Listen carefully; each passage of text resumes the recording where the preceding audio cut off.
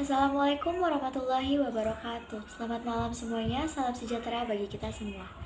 Puji syukur selalu saya panjatkan kepada Allah Subhanahu wa taala dan terima kasih telah berkesempatan menyaksikan presentasi saya terkait hasil kerja saya untuk penilaian tengah semester saya. Yang terhormat Profesor Dr. Insinyur Wahyudin, Lantern Rank MM, dan Ibu Nurfitri Nahmawati, SAB MA, selaku dosen dari mata kuliah Ilmu Administrasi Bisnis. Perkenalkan, nama saya Intan Amelia Putri dengan NPM CB2311100207, mahasiswa dari jurusan Ilmu Administrasi Bisnis Konsentrasi Bisnis Internasional, semester 1. Hari ini saya akan memaparkan hasil pekerjaan saya mengenai bisnis plan dengan nama HealthFact. Adapun 4 poin penting yang akan saya sampaikan, dan saya akan langsung mulai dari poin pembahasan pertama, yaitu definisi bisnis. Hari ini saya akan memaparkan hasil pekerjaan saya mengenai bisnis plan saya, yaitu HealthFact. Apa sih HealthFact itu? HealthFact kita ambil dari dua kata, yaitu health yang berasal dari kata healthy dan fact dari kata perfect. Jadi HealthFact ini merupakan singkatan dari Healthy and Perfect Food. Kami memberi nama ini karena bisnis kami bergerak di bidang kuliner. Seperti namanya HealthFact, seperti namanya, yaitu HealthFact, kami berencana untuk membuat makanan sehat dengan gizi yang seimbang. Dan kami terinspirasi oleh makanan 4 sehat 5 sempurna.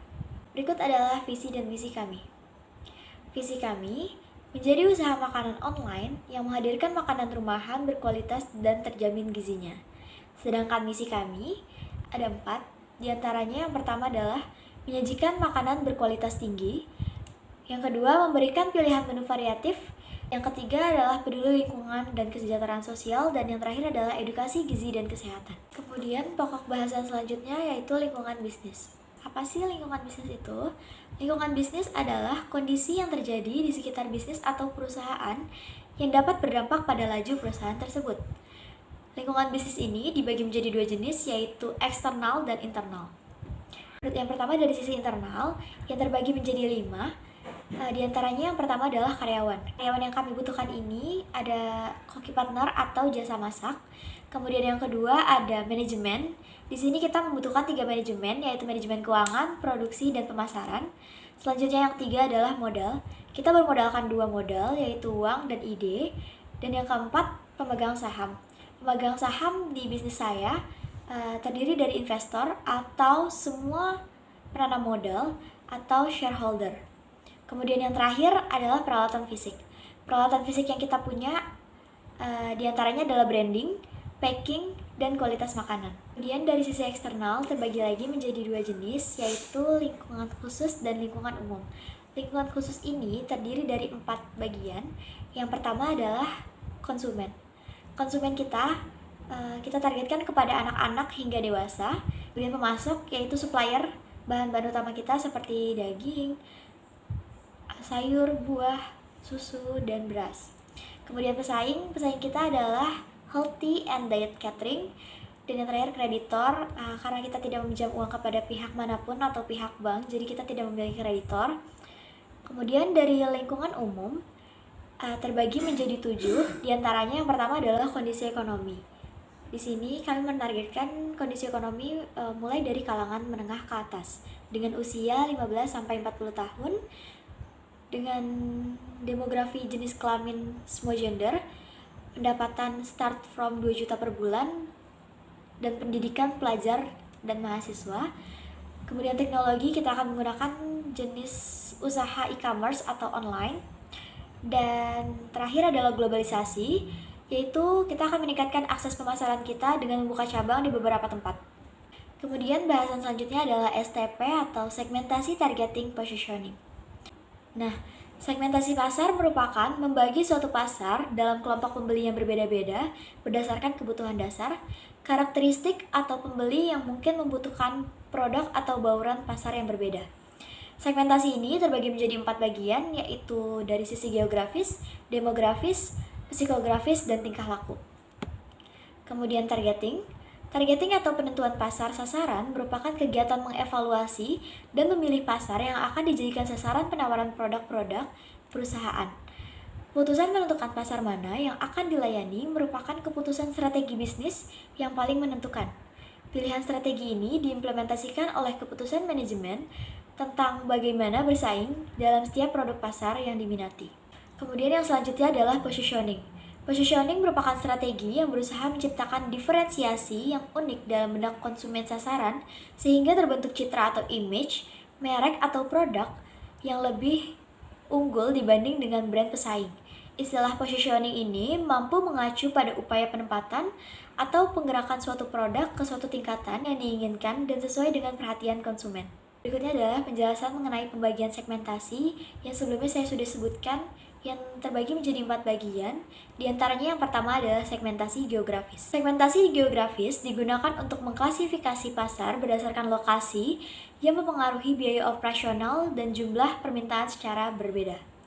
Kemudian yang kedua adalah segmentasi demografis, adalah strategi pemasaran yang membagi pasar berdasarkan karakteristik demografis seperti usia, jenis kelamin, pendidikan, pendapatan, dan lainnya.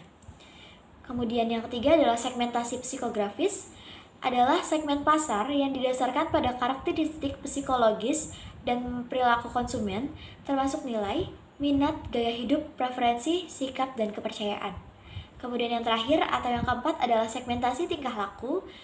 Pasar diklasifikasikan dalam kelompok yang dibedakan berdasarkan pengetahuan, sikap, penggunaan, atau respon terhadap suatu produk. Berikut adalah pembagian segmentasi dari bisnis kami dengan nama Healthfact. Di antara yang pertama adalah segmentasi geografis. Segmentasi geografis ini kita ambil di negara Indonesia dengan Provinsi DKI Jakarta, dengan Kota Jakarta Utara dan Jakarta Pusat, dan lingkungan yang kita ambil adalah lingkungan Johar Baru, Cempaka Putih, dan Sunter. Kemudian berikutnya adalah segmentasi demografis. Segmentasi demografis yang kita ambil yaitu mulai dari usia 15 sampai 40 tahun, jenis kelamin semua gender, baik laki-laki ataupun perempuan, dengan pendidikan mulai dari SMP hingga kuliah, dengan pekerjaan guru, manajer, atau wanita karir. Kemudian selanjutnya adalah segmentasi psikografis. Segmentasi psikografis yang kita ambil terbagi menjadi 2, yaitu dengan gaya hidup kelas menengah ke atas, dengan minat makan makanan sehat. Kemudian yang terakhir adalah segmentasi tingkah laku. Segmentasi tingkah laku yang kita targetkan adalah seseorang yang suka membeli makanan via online, baik melalui GoFood, ShopeeFood, atau GrabFood. Dengan targeting kami yang terbagi menjadi 2, yaitu Gen Y dan Gen Z. Dengan Gen Y yang mulai dari tahun 1981 hingga 1995, dan Gen Z yang mulai dari tahun 1995 hingga sekarang. Kemudian positioning bisnis kita yang saya ambil adalah Healthy and Perfect Food, yaitu makanan sehat sempurna. Selanjutnya, pembahasan kita yang terakhir yaitu lingkungan industri. Lingkungan adalah sekeliling tempat industri atau organisasi beroperasi, termasuk udara, air, tanah, sumber daya alam, flora, fauna, manusia, dan keterkaitannya. Atau keadaan sekeliling dalam hal ini meluas dari dalam organisasi sampai sistem global. Sedangkan industri adalah suatu usaha membuat atau memproduksi barang-barang atau jasa. Menurut Christo 2021 menuliskan bahwa industri adalah sumber kemakmuran bagi suatu bangsa. Nah, lingkungan industri ini terbagi menjadi 7 elemen, diantaranya yang pertama adalah persaingan. Nah, yang pertama adalah persaingan dari sisi harga. Harga yang kita bandrol adalah start from 20.000, yang menurut kita itu adalah harga yang udah cukup ekonomis untuk sebuah jenis makanan sehat dengan gizi seimbang. Apalagi nanti di sini itu ada berbagai jenis makanan, mulai dari ayam, sayur, buah, dan juga susu. Kemudian yang kedua adalah persaingan dari segi branding. Dari segi branding, kita sudah membuat branding logo makanan kita, yaitu Healthfact, yang berarti Healthy and Perfect Food. Nah, saya yakin bisnis saya adalah bisnis yang pertama ada yang terinspirasi untuk menciptakan makanan 4 sehat 5 sempurna, untuk menciptakan makanan sehat dengan gizi seimbang. Karena sebelumnya menurut saya pesaing-pesaing yang lainnya telah menciptakan produk makanan sehat hanya untuk diet. Nah, kemudian yang ketiga adalah persaingan dari segi inovasi. Dari segi inovasi, kita telah menciptakan produk makanan sehat dengan menu yang kekinian nih. Nah, menu kekinian itu yang kita maksud adalah olahan-olahannya kita olah menjadi menu-menu masa kini. Kekinian nih. Seperti halnya ayam, kita akan mengolah ayam ini menjadi ayam katsu atau ayam teriyaki. Yang kedua adalah pelanggan. Pelanggan ini saya bagikan menjadi 4 jenis. Pertama adalah kebutuhan. Kita menargetkan pelanggan dengan kebutuhan makan makanan sehat. Kemudian selanjutnya adalah dari segi preferensi, yaitu makanan sehat dengan gizi seimbang. Kemudian dari segi perilaku, yaitu seseorang dengan minat makan makanan sehat. Dan dari daya beli adalah seseorang yang suka membeli makanan online. Dari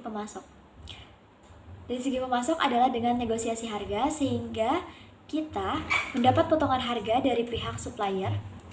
Kemudian yang keempat adalah produk. Jenis produk kita adalah makanan sehat dengan gizi seimbang. Kemudian dengan teknologi via online. Dengan faktor lingkungan dan berkelanjutan, yaitu keprihatinan terhadap banyaknya orang, terutama anak-anak, yang kekurangan asupan gizi yang cukup. Demikian beberapa hal yang bisa saya sampaikan pada kesempatan kali ini. Saya mohon maaf yang sebesar-besarnya apabila ada tutur kata maupun tindakan yang kurang berkenan bagi Bapak ataupun Ibu dosen sekalian dan juga teman-teman. Dengan ini presentasi hari ini saya tutup. Terima kasih atas partisipasinya telah menonton video ini. Wassalamualaikum warahmatullahi wabarakatuh.